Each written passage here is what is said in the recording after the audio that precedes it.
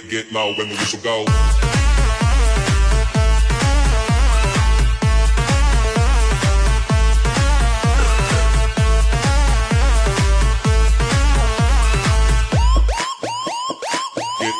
Get low when the whistle go.